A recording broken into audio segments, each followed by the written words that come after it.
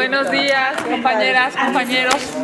Quiero informarles, el día de ayer publiqué en mis redes sociales una pregunta a propósito de una iniciativa que trabajamos en la oficina con la intención de ayudar a la economía familiar.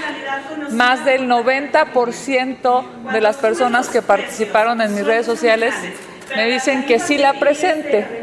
Y me parece que es momento de agradecer a las y los mexicanos que participan en estos ejercicios, porque es una nueva manera en la que los legisladores nos comunicamos con la ciudadanía. Quiero decirles que 7 de cada 10 familias tienen cuando menos una mascota. Incluso hay familias que evidentemente tienen más. Por eso es que presento una iniciativa para ayudar a la economía familiar. Estoy proponiendo que haya 0% de IVA a alimentos y medicinas para mascotas. El pacto social, esta posibilidad de pagar impuestos, se hace porque pagándose impuestos se tienen beneficios. Y pues todos sabemos que no hay hospitales para mascotas. Bueno, incluso no hay transporte público en muchas ocasiones en donde los dueños de las mascotas se puedan subir con ellas. Bajo esa lógica, pues evidentemente hay que reconocer que no se debería pagar impuestos por alimentos y medicinas. Por eso esta propuesta es que las y los mexicanos no paguen IVA para alimentos y medicinas de sus mascotas.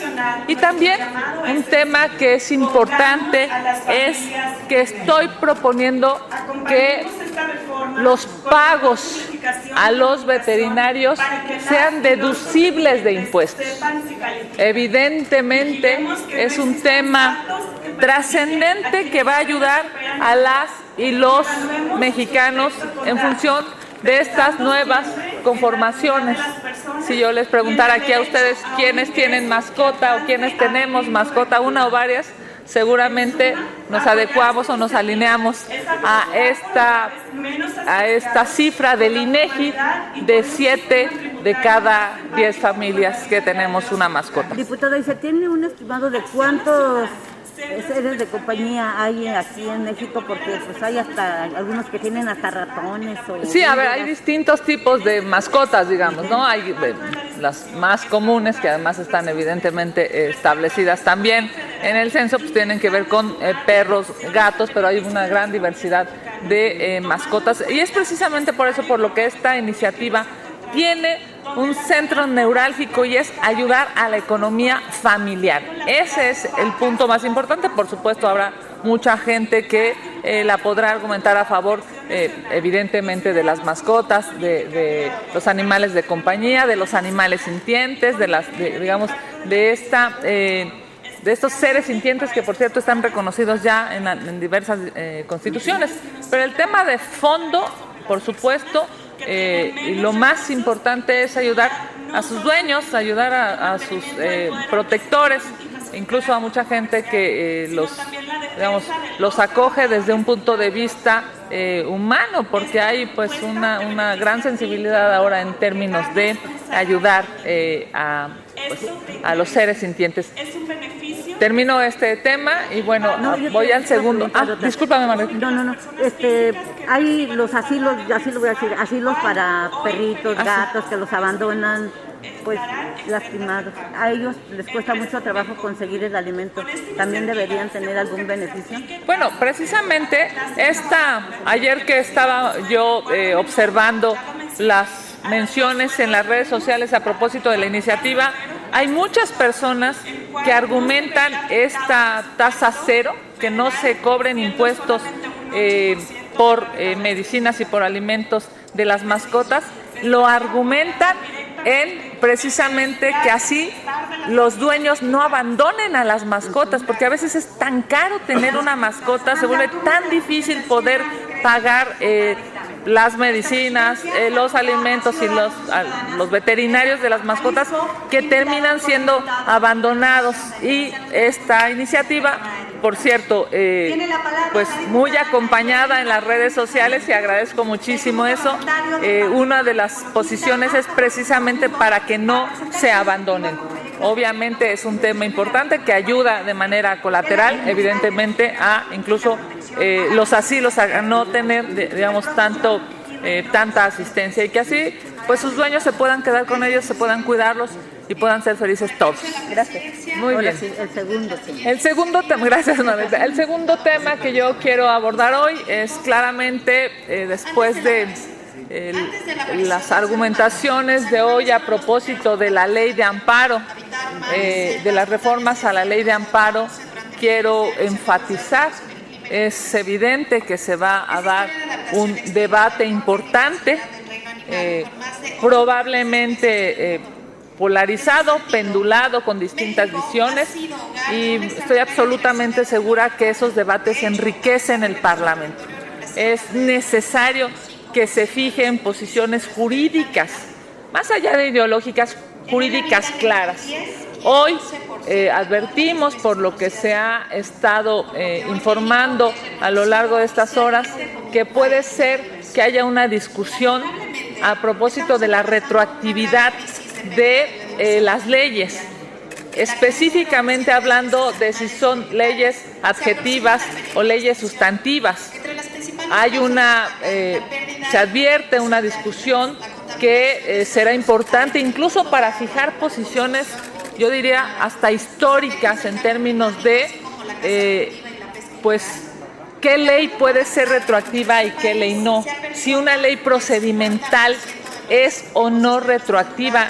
Es algo que se ha estado discutiendo durante muchos años en el Poder Judicial. Hay criterios a propósito de este tema. Se advierte, por lo que hoy escuchamos, una nueva redacción. Entonces yo estoy absolutamente segura que incluso en este debate se van a fijar posiciones prioritariamente legales, prioritariamente juristas, prioritariamente con una visión de análisis del sistema normativo en nuestro país. Yo garantizo que ese debate sea plural, sea público y que el debate honre a las y los mexicanos en sus prioridades y en sus preocupaciones. Yo lo he dicho y ya este comentario no es como presidenta de la Cámara, sino a título personal como integrante de mi grupo parlamentario y como integrante de esta Cámara de Diputados, de continuar esta discusión en los términos de tocar o trastocar la institución del amparo. Yo votaré en contra. El corazón del amparo es proteger a los mexicanos, es garantizar que sus derechos humanos no sean violentados, es que exista una suspensión provisional que permita a las y los mexicanos defenderse ante una autoridad. Bajo esa lógica, desde mi perspectiva, como integrante de esta Cámara de Diputados, votaré en contra de que esta figura tan importante se merme, se disminuya, se trastoque. Diputada presidenta, a su juicio el artículo 14 constitucional deja margen de maniobra para interpretaciones de aplicación retroactiva de lo que llaman leyes procesales. Desde mi perspectiva no. Desde mi perspectiva es muy claro. Ninguna ley es ninguna ley. Más allá de si es procedimental o no, de si es adjetiva o no, mi análisis absolutamente personal y apegado a lo que establece el artículo 14 constitucional es que ninguna ley debe ser retroactiva. Habría que reprobar entonces ahí al exministro Saldívar. Es una posición distinta, a la que se ha permeado. Incluso hay que reconocer, es una discusión que ha tenido ya debate desde hace muchos años. Eso es real. Es una discusión que se ha dado a propósito de si es una ley procedimental o no. Y por ejemplo, pues uno de los debates que se van a dar en este momento o en esta etapa jurídica es si la ley de amparo es procedimental o no. Fíjense nada más la trascendencia de esta discusión, porque además tiene una racionalidad importante para el presente y el futuro de este país.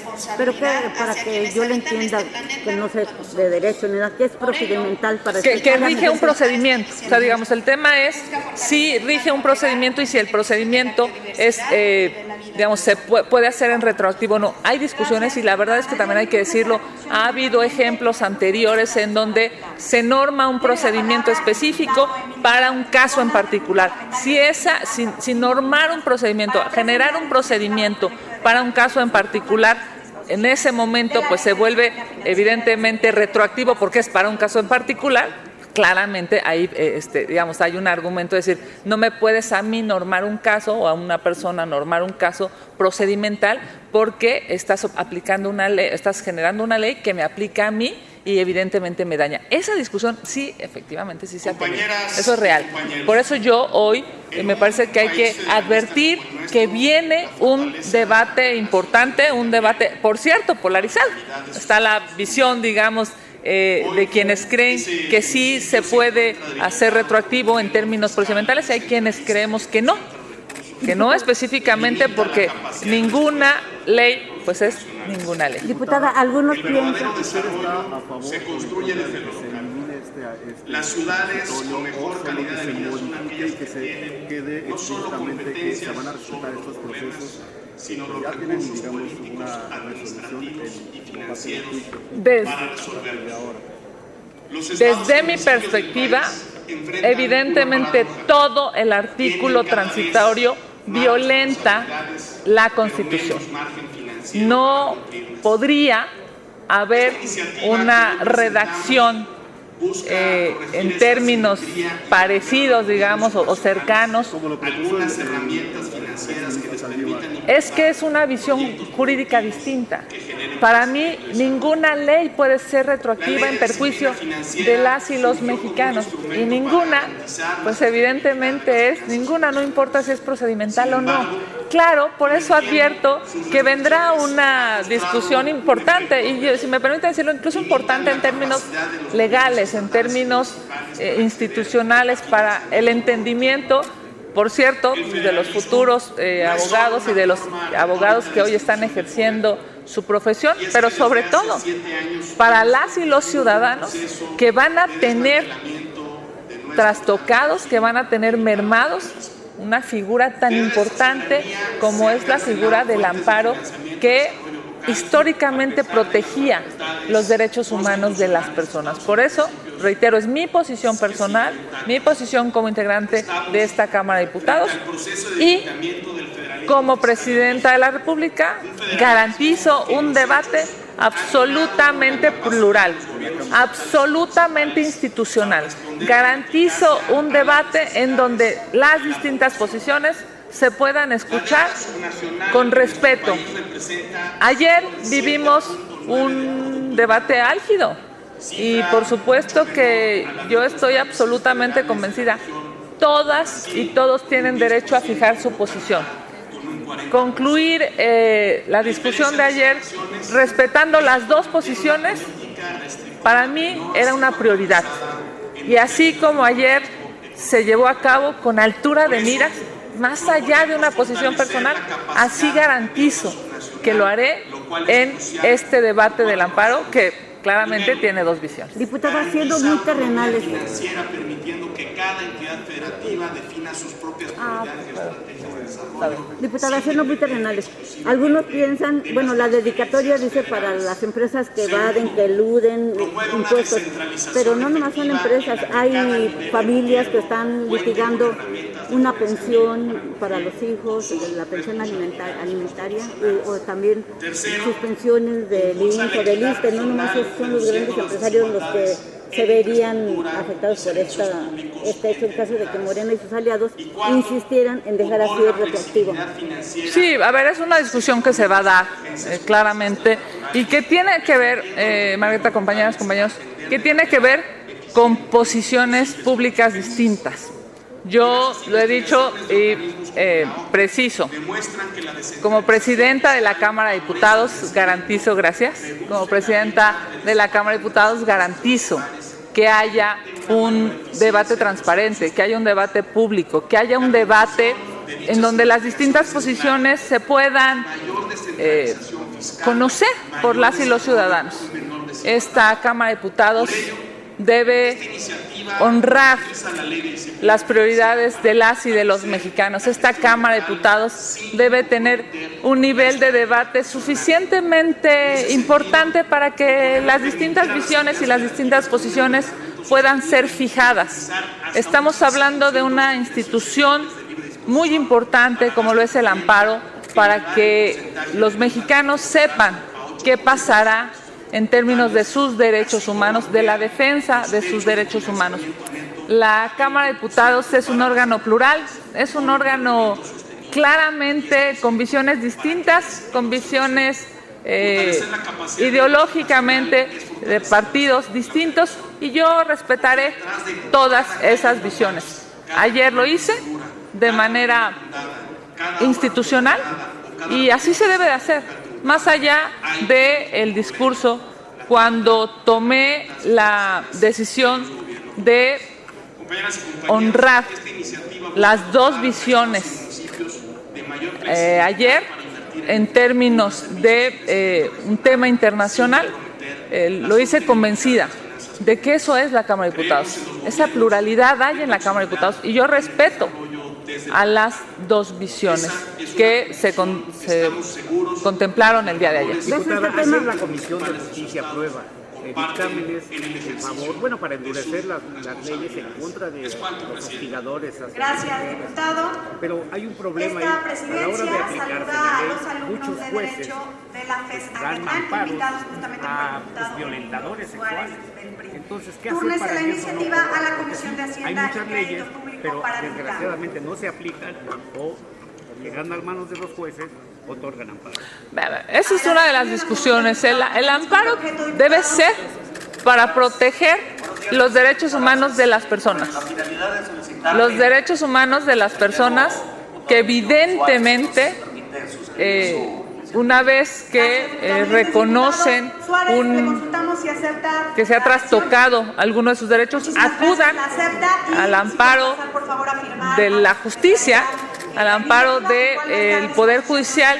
Y yo te diría, evidentemente, hoy estoy absolutamente segura que hay más buenos mexicanos. A ellos hay que cuidar. Diputada, ¿ves este tema judicializado? Si ves este tema judicializado, en caso de no ponerse de acuerdo, si se rechaza o no, que vaya a la Corte, y teniendo la nueva Corte, ¿qué suerte le esperaría?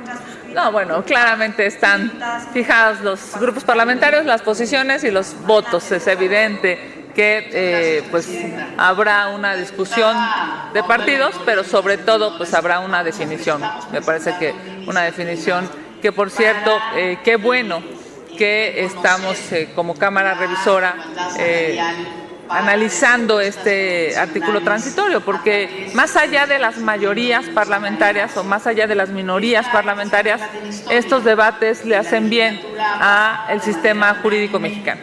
Muchas gracias. Gracias.